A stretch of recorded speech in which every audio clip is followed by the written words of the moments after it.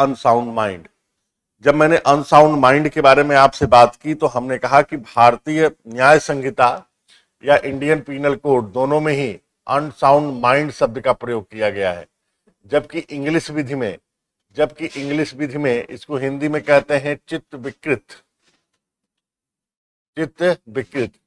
मैंने आपसे कहा कि अंग्रेजी विधि में इसके लिए इनसैनिटी शब्द का प्रयोग किया गया है और भारत में इसके लिए चित्त विकृत शब्द का प्रयोग किया गया है। जब इसके लिए मैंने आपसे बात की तो मैंने कहा कि भारतीय जो न्याय संहिता है या भारतीय जो दंड संहिता थी, दोनों में दो शब्दों के बीच में काफी परिवर्तन किए गए और एक था विधिक विचित्रित और दूसरा था चिकित्सीय विचित्रित। ये बड़ा महत्वपूर्ण पार्ट है। बड़ा महत्वपूर्ण पार्ट ये है कि चिकित्सा शास्त्र में देखें तो बहुत सारी ऐसी बीमारियां होती हैं जिसमें व्यक्ति को चित्त विकृत माना जाता है, लेकिन सारे चित्त विकृत अगर हम विधिक परिभाषा के अंतर्गत शामिल कर लेंगे तो हर व्यक्ति अगर किसी भी प्रकार से चित्त विकृत का रोगी है तो वह इसके तहत क्या लेने लगेगा, प्रोटेक्शन लेने लगेगा। जब मैंने इसके बारे में बात की तो मैंने कहा कि दोनों ही चीजों में अंतर होता है और विधिक प्रतिनिधि का मतलब होता है कि अगर कोई व्यक्ति, विधिक चित्त विकृत का मतलब होता है कि कोई व्यक्ति यदि धारा 22 के शर्तों को पूरा करता है तभी उसे विधिक विकृत चित्त का लाभ मिलेगा और इसी लाभ के आधार पर उसे धारा 22 के तहत उन्मुक्ति प्राप्त होगी। जब इसके बारे में मैंने आपसे चर्चा की तो फिर मैंने आपसे यह भी कहा कि क्यों अनसाउंड माइंड को एक अपवाद के रूप में बनाया गया, ऐसी क्या आवश्यकता पड़ी। तो मैंने इसके पीछे मूल तर्क ये दिया कि जब कोई आपराधिक विधि का एक सामान्य सा सिद्धांत है, जब कोई व्यक्ति कोई अपराध कारित करता है तो उस अपराध कारित करने में कार्य के साथ मानसिक अवस्थिति या मानसिक दुराशय होना आवश्यक है और मानसिक दुराशय वाला व्यक्ति स्वस्थ होना चाहिए और सही होना चाहिए। तो यहां पर यह व्यक्ति क्या है, उससे सफर कर रहा है। दूसरी चीज, इस पर एक मैगजीन थी, मैंने कहा कि उस मैगजीन में मैन जो मैड है, अब उस मैडनेस का उसे खुद ही क्या मिल गया, दंड मिल गया। तो जब एक व्यक्ति को उसके पागलपन का खुद ही दंड मिल गया तो ऐसी स्थिति में उसके किए गए कृत्यों को फिर हम आपराधिक विधि के माध्यम से दंड नहीं बनाए तो ऐसी स्थिति में ऐसा करना अमानवीय होगा। और इसी दृष्टिकोण के साथ अनसाउंड माइंड को क्या बना दिया गया, अनसाउंड माइंड को प्रोटेक्शन दे दिया गया और उन्मुक्ति दे दिया। जब मैंने इसके बारे में बात की तो फिर मैंने आपसे यह भी कहा कि जो इंसैनिटी होती है वो दो प्रकार की होती है। एक इंसैनिटी जो होती है जो जन्म के पहले होती है और एक होती है जो जन्म के पश्चात होती है। तो जन्म के पश्चात बहुत सारे आपके रोग हो जाते हैं जिस रोग के कारण व्यक्ति क्या होता है, पागल हो जाता है। और जन्म के पहले का मतलब जैसे कोई व्यक्ति इडियट है जिसको हम जड़ता कहते हैं और जिसके तहत व्यक्ति को यह बोध ही नहीं होता कि उसके माता पिता कौन है, गिनतियों का ज्ञान नहीं है, सप्ताह का ज्ञान नहीं है, तो ऐसे व्यक्तियों को हम क्या कहते हैं, इडियट कहते हैं। तो ये जन्म से होता है। तो भारतीय न्याय संहिता में इस तरह के किसी भी विभाजन को स्वीकार नहीं किया गया है। कोई भी अनसाउंड माइंड, कोई भी चित्त विकृत प्रकृति जो विधिक चित्त विकृत प्रकृति की परिभाषा में आता हो वो सारे इसके अंतर्गत शामिल हो जाएंगे। जब इसके अंतर्गत बात किया तो मैंने 3 टेस्टों की बात की। मैंने आपसे कहा कि इसके लिए 3 टेस्ट हैं और ये टेस्ट क्या है। मैंने कहा कि पहला जो टेस्ट था वो आर वर्सेस अर्नोल्ड के केस में आया और जिसे हमने वाइल्ड विस्ट टेस्ट कहा। मैंने कौन सा टेस्ट कहा, वाइल्ड विस्ट टेस्ट। मैंने जब इस टेस्ट के बारे में आपसे बात की तो मैंने कहा कि इसका मतलब क्या है, इसका मतलब क्या है कि ईश्वरीय प्रभाव के कारण जब व्यक्ति उचित और अनुचित का अंतर करने में असमर्थ हो जाता है तब ऐसी स्थिति में व्यक्ति के द्वारा किया गया अपराध को उन्मुक्ति प्राप्त हो जाएगी और इसे ही वाइल्ड वेस्ट थ्योरी के नाम से डेवलप किया गया और यहीं से अनसाउंड माइंड एक प्रोटेक्शन के रूप में प्रदान किया जाने लगा। इसके पहले ऐसा नहीं था, पहले अनसाउंड माइंड को किसी भी प्रकार से प्रोटेक्शन नहीं दिया गया। फिर मैंने दूसरा टेस्ट आपको बताया था हर्टफील्ड का सिद्धांत। देखिए हर्टफील्ड का फोर्थ फील्ड कहते हैं लेकिन इसका ये मीनिंग है। तो इस सिद्धांत में क्या था, इस सिद्धांत में इंसेन ऑफ डिल्यूजन थ्योरी की बात की और ये कहा कि जो बीमारी व्यक्ति को है जिसके कारण व्यक्ति अब विभ्रम हो जाता है और उसके कारण व्यक्ति क्या कर रहा है, अपराध कर रहा है, तो वो कारण अगर ऐसा है तो ऐसी स्थिति में इसे हड्डपीड़, मतलब समझिए, मतलब मान लीजिए कोई एक व्यक्ति है और उसे किसी भी प्रकार से मस्तिष्क रोग है। अगर उसे मस्तिष्क रोग नहीं होता तो ऐसी स्थिति में वह कोई भी अपराध कारित नहीं करता। तो यहां पे अपराध कारित करने के लिए कॉज क्या हो गया? रोग। इसलिए इसको कहा गया कि इंसेंट डिल्यूजन थ्योरी के अंतर्गत ऐसी स्थिति में ए उस अपराध का लायबिल नहीं होगा। तीसरी थ्योरी थी मैकनॉटन का सिद्धांत। इसके पहले भी बाउलर का भी सिद्धांत आया था, लेकिन बाउलर के सिद्धांत को बहुत ज्यादा रिकॉग्नाइजेशन नहीं मिला, इसलिए हमने सिर्फ 3 ही सिद्धांतों की यहां पर बात करेंगे। वो 3 सिद्धांत wild beast test, Hadfield and McNaughton. McNaughton के केस में एक तरह से जो भारतीय विधिक व्यवस्था में, जो भारतीय न्याय संहिता या भारतीय दंड संहिता में जो अनसाउंड माइंड की जो परिभाषा थी और जिसके तहत विधिक अनसाउंड माइंड को स्वीकार किया गया, उसी अवधारणा को मैकनॉटन ने स्वीकार कर लिया। और मैकनॉटन के सिद्धांत पे के ही आधार पर हम कहते हैं कि अनसाउंड माइंड का निर्धारण होता है। मैकनॉटन ने कहा कि अगर कोई व्यक्ति कोई अनसाउंड माइंड है, चित्त विकृत प्रकृति का है, तो ऐसी स्थिति में यह बात महत्वपूर्ण है कि जब कोई व्यक्ति कोई अपराध कारित कर रहा है तो उस अपराध कारित करते समय क्या वह अपराध की प्रकृति को समझ पा रहा है या नहीं समझ पा रहा है। यदि वह अपराध की प्रकृति को नहीं समझ पा रहा है तो ऐसी स्थिति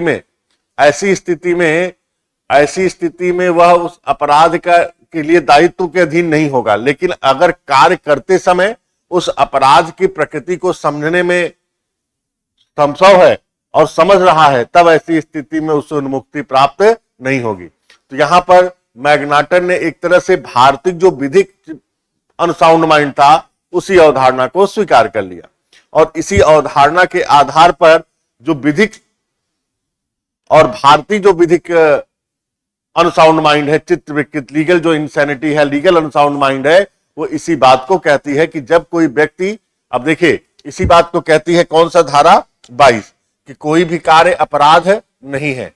कोई भी कार्य क्या है? अपराध नहीं है। क्यों अपराध नहीं है? पढ़ते चलिए। कोई भी कार्य अपराध नहीं है, अपराध नहीं है। पहला क्या होगा कि जो ऐसे व्यक्ति के द्वारा किया जाए, जो ऐसे व्यक्ति के द्वारा किया जाए जो उसे करते समय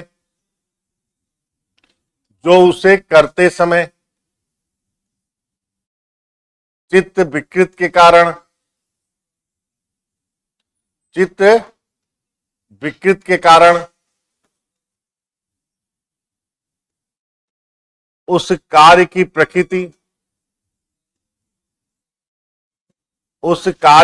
प्रकृति या यह जो वह कर रहा है क्या है? दोषपूर्ण और विधि के प्रतिकूल है।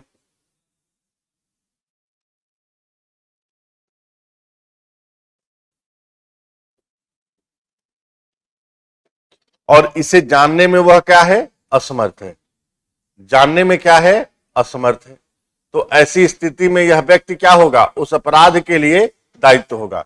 तो मैंने कहा कि जब आपने धारा 22 पढ़ी तो धारा 22 स्पष्टता यह बात करती है कि कोई भी कार्य अपराध नहीं है यदि ऐसे व्यक्ति के द्वारा किया जाए जो उसे करते समय, this is the most important part, जो उसे करते समय, और करते समय किसके कारण? चित्त विकृत के कारण।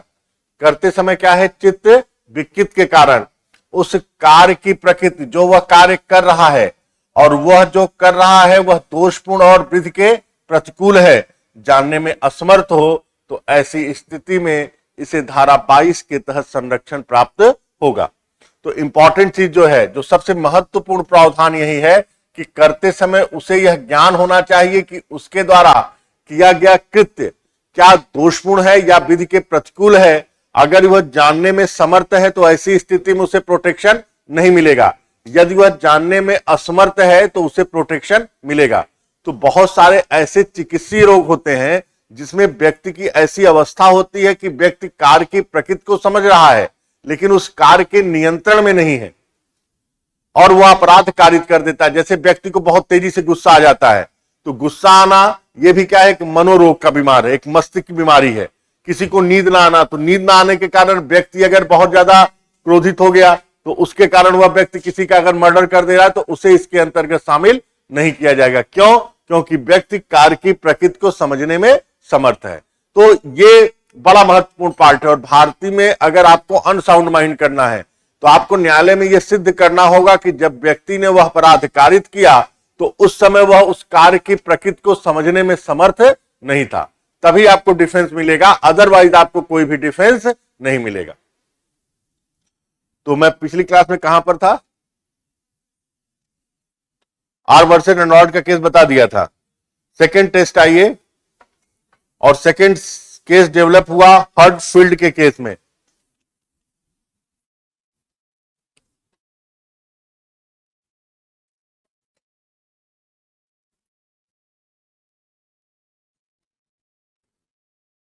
इस केस में न्यायालय ने हैडफील्ड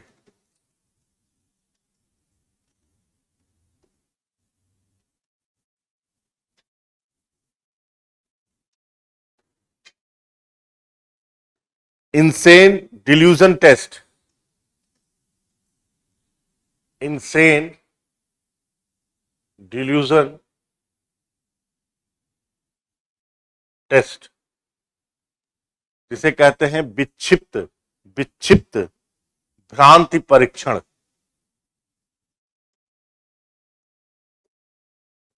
विक्षिप्त भ्रांति परीक्षण, विक्षिप्त भ्रांति परीक्षण। विक्षिप्त का मतलब क्या होता है? इंसेन। डिल्यूजन का मतलब क्या होता है? भ्रांति या भ्रामक। और टेस्ट का मतलब क्या होता है? परीक्षण। का सिद्धांत प्रतिपादित किया।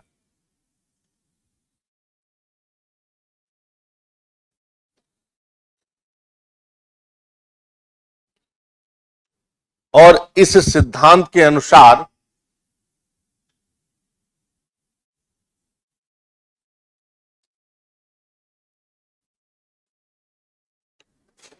व्यक्ति ने जो भी दोषपूर्ण कार्य किया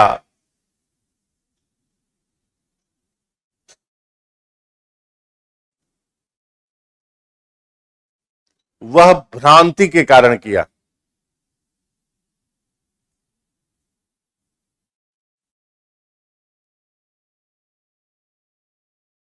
और यहां पर भ्रांति और अपराध का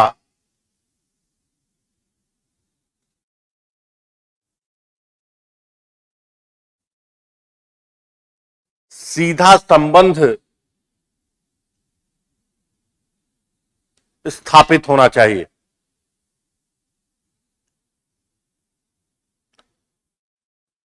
हर्टफील्ड के केस में क्या था? इसमें किंग जॉर्ज द्वितीय का हत्या का प्रयास किया गया।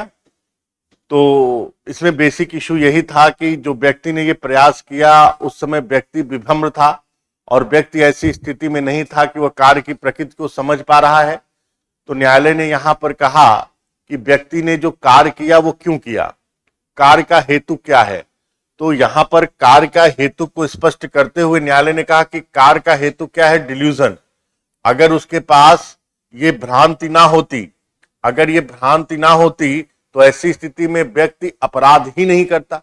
तो जब कारण से और काज का दोनों का डायरेक्ट संबंध हो गया तब ऐसी स्थिति में उसको क्या मिलनी चाहिए? उन्मुक्ति प्राप्त होनी चाहिए। तो जो व्यक्ति कार्य कर रहा है उसी के आधार पर उसे क्या मिलनी चाहिए? उन्मुक्ति। वो कार्य क्यों कर रहा है और अगर वो कारण क्या है? भ्रांति है, तब ऐसी स्थिति में उसे अनसाउंड माइंड के आधार पर क्या मिलनी चाहिए? उन्मुक्ति प्राप्त होनी चाहिए। न्यायालय ने बड़ा विस्तृत दृष्टिकोण दे दिया।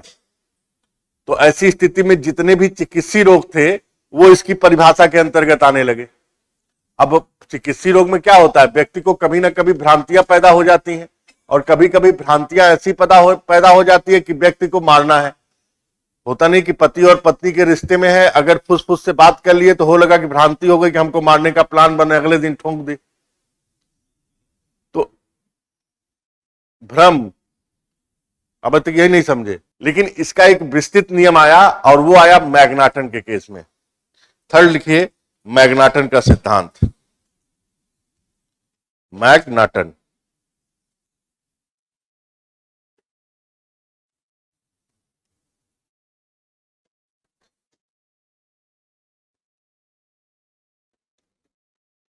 देखिए मैग्नाटन कौन था? मैग्नाटन एक वाद का नाम है, ये भी आप याद रखिएगा, फिर अभी बाद में पूछे तो ये एक वाद है जिस वाद में न्यायालय ने कुछ सिद्धांत प्रतिपादित किए और इसमें अभियुक्त जो था वो अभियुक्त का नाम मैग्नाटन था।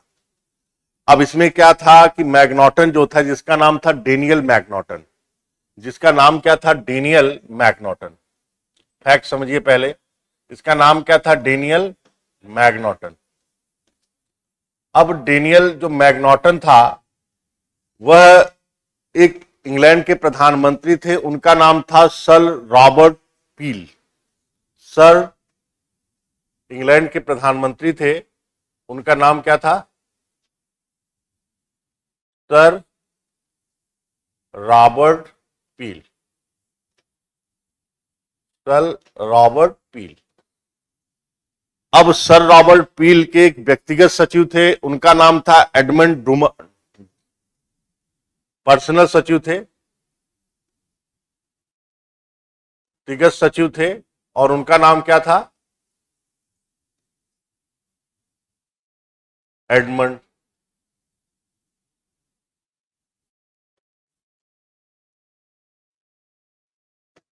अब इन्होंने क्या किया?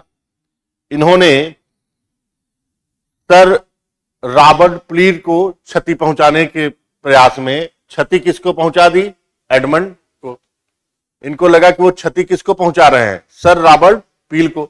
और सर रॉबर्ट पील को समझकर उसके व्यक्तिगत सचिव एडमंड को क्या कर दिया? इन्होंने क्षति पहुंचा दी, और जिसके कारण इसकी क्या हो गई? मृत्यु हो गई। जब मामला न्यायालय में पहुंचा तो न्यायालय में इन्होंने ये आर्गुमेंट किया कि मैं भाई अनसाउंड माइंड हूं, चित्त विकृत का हूं। चित्त विकृत इसलिए क्यों कि मैं विकृत भ्रम से पीड़ित था और एमंड को मैंने रॉबर्ट पील समझकर हत्या कर दी। तो ऐसी स्थिति में हमने कोई भी अपराध कारित नहीं किया। लोअर कोर्ट ने इसे स्वीकार करते हुए उसे वरी भी कर दिया। लेकिन उस समय इंग्लैंड में इतना बड़ा इवेंट हुआ और आपने आरोपी को बरी कर दिया, इसके ऊपर बहुत सारी आलोचनाएं इंग्लैंड कोर्ट पर होने लगी। और इसी को ध्यान में रखते हुए 15 सदस्यीय एक जज बैठे, और वो जज बैठे हाउस ऑफ लॉर्ड्स में। हाउस ऑफ लॉर्ड्स में 15 सदस्यीय जज बैठे और उन्होंने जो लोअर कोर्ट का जजमेंट था उस लोअर कोर्ट के जजमेंट को पलट दिया और वहीं पर इसे हत्या का दोषी माना। क्यों दोषी माना? उन्होंने कहा कि इंपॉर्टेंट चीज यह है कि आपको अगर विकृत चित्त का लाभ लेना है तो विकृत चित्त के लाभ लेने के लिए सबसे पहले आपको यह साबित करना होगा कि जब आप वह कार्य कर रहे थे तो उस कार्य करते समय क्या आप उस कार्य की प्रकृति को समझ रहे थे या नहीं समझ रहे थे। तो जब वह रॉबर्ट पील के व्यक्तिगत सचिव को मार रहा था तो ऐसी स्थिति में उस भ्रम में वह अपने किए गए कार्य को समझ रहा था कि वह रॉबर्ट पील को मार रहा है, क्षति पहुंचा रहा है, और जिसके कारण उसकी मृत्यु कारित होना संभव हो सकती है। तो इस आधार पर इसे क्या माना गया? दोषी माना गया। और यहीं पर न्यायालय ने तीन सिद्धांत दिए और जिसके आधार पर यह निश्चित हुआ कि मैग्नाटन का सिद्धांत यदि कोई तथ्यपूर्ण पूर्ण करता है तब ऐसी स्थिति में मैग्नाटन सिद्धांत के तहत उसे चित्त विकृत के डिफेंस के आधार पर उसे उन्मुक्ति प्राप्त होगी।